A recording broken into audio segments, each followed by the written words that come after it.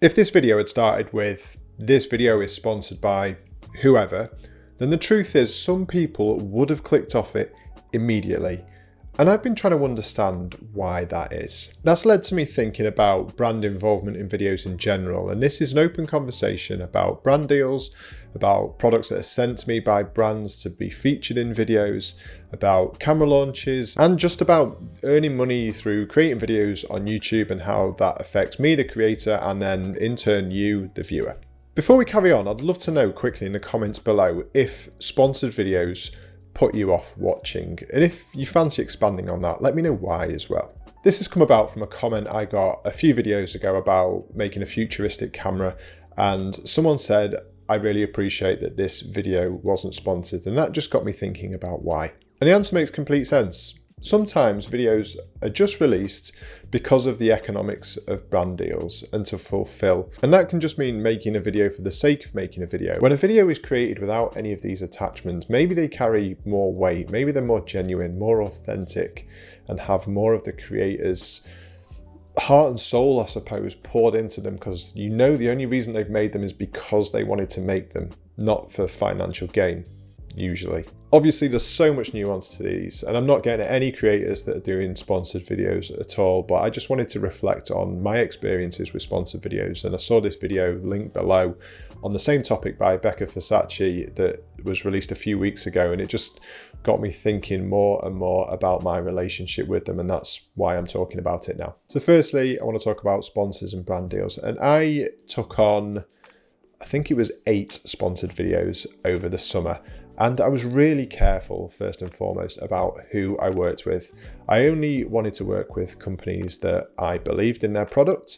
I only wanted to work with companies that I have used before as well. And these two things were really key to me.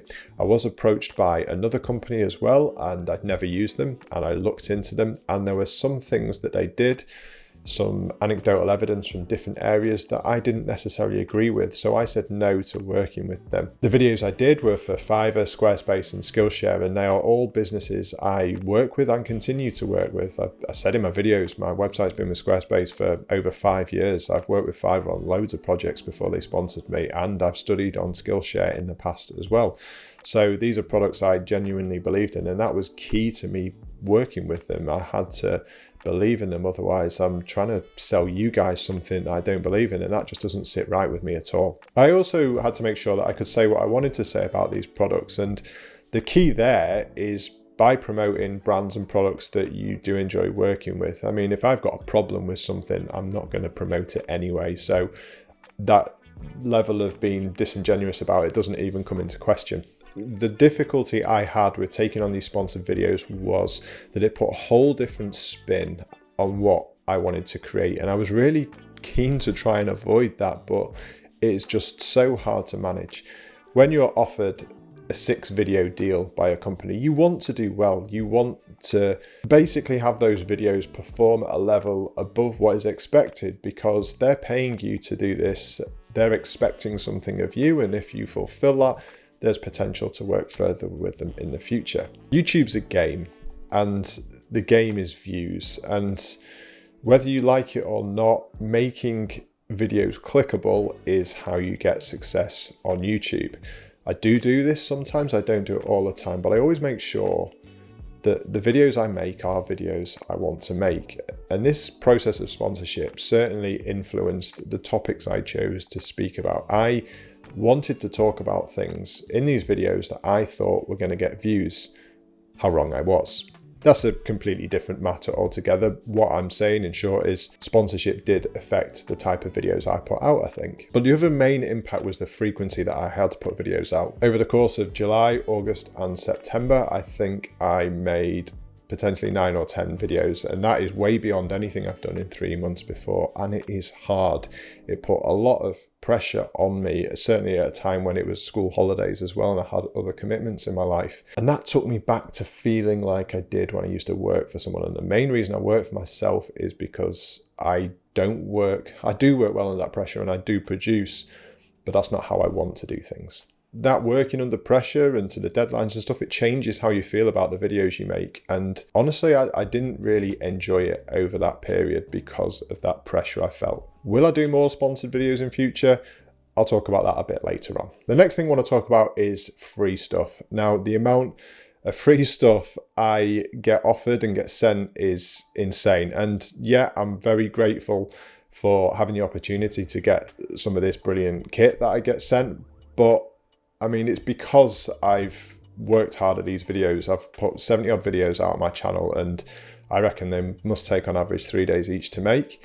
That's a lot of time that I've put into it. So although it's free stuff, there's been a huge initial time cost to get to a place where this happens. When you first start getting sent stuff for free, it is absolutely amazing, because it's just like, well, this is something I would have bought and it's cost me nothing.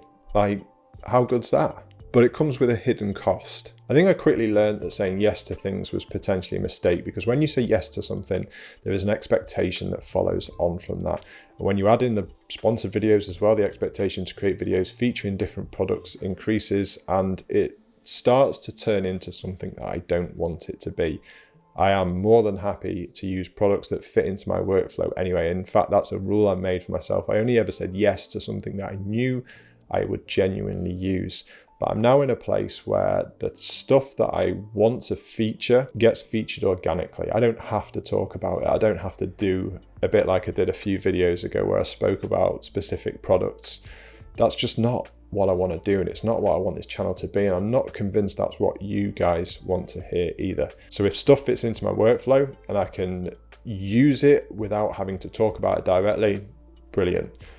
But if it's anything else, I'm just going to say no from now on. Not only is it not worth it, but I'm conscious of the sustainable element of it, the packaging element of it, everything else. You say yes to everything, you're just going to have so much stuff that you don't use. I've got so much stuff I don't use anyway that I've bought, so I don't need to be sent more stuff. And I hope that doesn't sound ungrateful, because it's not. I'm not being ungrateful at all. I'm just trying to do this in the best way possible. The next thing I want to talk about is audience impact, and the connection to you guys, my audience, is key throughout this. You guys matter more than any brand deal, any free stuff, because without you watching these videos, none of this would be happening.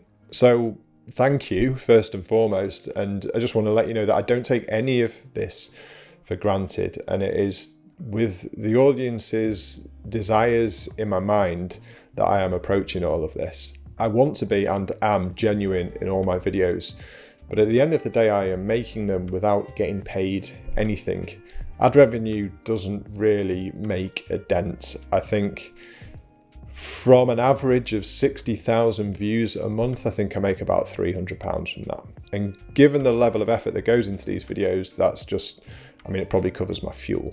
So I'm always thinking of the audience. And going back to my point earlier, I'm trying to understand why people would click off a sponsored video. And that's something I'm struggling with a little bit. Obviously, I get the point of maybe that impacts whether a video feels genuine or not, but I do believe that creators should be paid fairly for what they do. I'm friends with people that have been doing this for 5, 6, 7, 8 years, and the amount of effort they put in is absolutely insane. So to begrudge people from taking on brand deals is just nonsense to me. There is so much value, I think, in what people put on YouTube.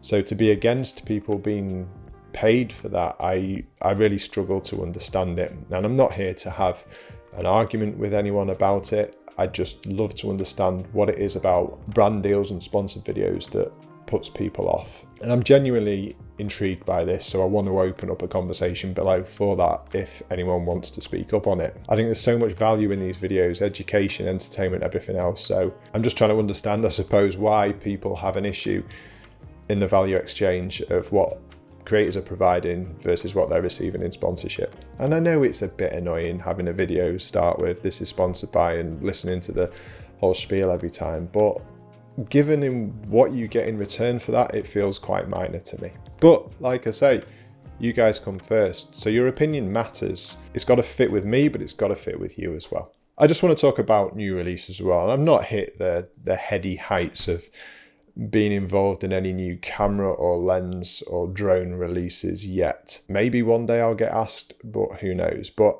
I do have a little bit of an issue with these, and it is that You cannot produce a full, unbiased camera review on a pre-production model, in my opinion. Firstly, if you get given something like, I'll use a Hasselblad, for example, I think your opinions on that are going to be slightly biased based on the fact you've just been handed a 10 grand camera. There are a lot of creators out there that do say, I'm going to say whatever I feel about this, and I applaud them for that. I also think that timing wise, it just doesn't work. You cannot give full opinion on a camera if you've only used it for a few days or a few hours in some cases. I bought an X-T4 early this year, and for months I loved it. Recently, I've not used it.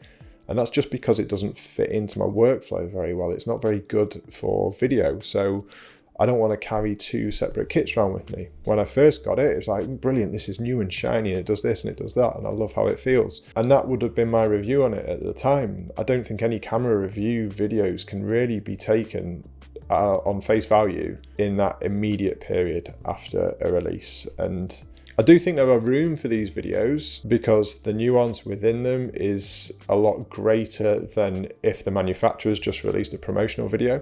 So they are needed, but I do think more respect needs to be paid to the fact that you don't really know the full ins and outs of a camera unless it's been with you for a good portion of time. I just want to reiterate that I'm not going at anyone who does these kind of things because I completely understand it. And maybe if I was in the same position, I would as well. I'm just trying to look at it from a kind of a consumer point of view, and whether or not we can look at these things in a completely sort of influenced way, I suppose. So the future, as I've alluded to already, it's got to be audience first for me. Because like I said, without you guys, none of this happens.